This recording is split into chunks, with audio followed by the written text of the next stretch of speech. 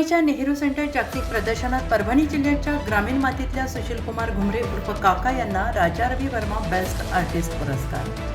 Best आर्टिस्टचा मान मिळाल्याने कला क्षेत्रात परभणीचे नाव उजळले.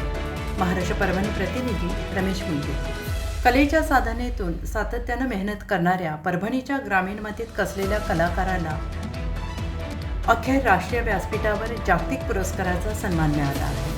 मुंबईतील नेहरू सेंटर आर्ट गॅलरी येथे कला कॉनेक्ट संस्थेच्या वतीनं आयोजित जागतिक ग्रुप चित्र प्रदर्शनात परभणीचे चित्रकार सुशीलकुमार एन घुमरे यांना बेस्ट आर्टिस्ट राजा रवी वर्मा अवॉर्डने रविवार दिनांक 16 ऑगस्ट रोजी सायंकाळी मुंबई येथील वरळीच्या नेहरू आर्ट गॅलरीत मान्यवरांच्या हस्ते पुरस्कार देऊन सन्मानित करण्यात आले.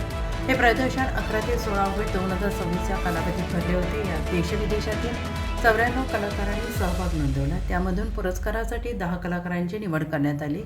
या निवड यादीत परभणीच्या मातीतील कलाकार सुशीलकुमार घुमरे यांनी बाजी मारली. कलम नाही ब्रश आहे हाती आणि आज त्याच ब्रशला मिळाला मानाचा मान, या शब्दात कुटुंबियांनी त्यांच्या या यशाचं वर्णन केले. कला कॉनेक्टच्या या जागतिक व्यासपीठामुळे नवोदित आणि प्रस्थापित कलाकारांना एकत्र येण्याची संधी मिळाली.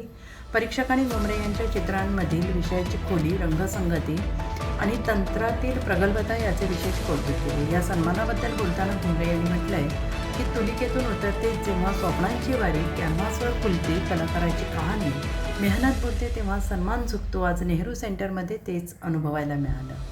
आणि या यशानंतर 21 ऑगस्ट रोजी मुंबईतील हॉटेल ताज पॅलेस येथे होणाऱ्या विशेष कला कार्यक्रमात त्यांचा पुन्हा एकदा सन्मान होणार आहे.